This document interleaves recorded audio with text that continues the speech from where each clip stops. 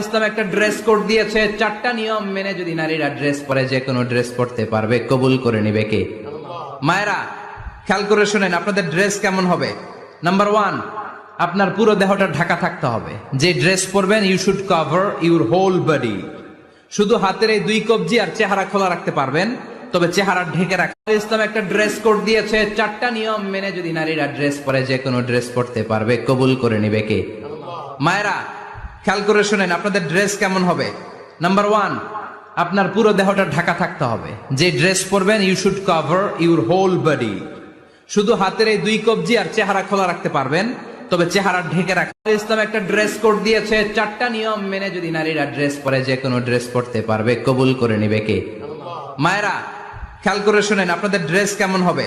Number 1, আপনার পুরো দেহটা ঢাকা থাকতে হবে। যে ড্রেস পরবেন, you should cover your whole body. শুধু হাত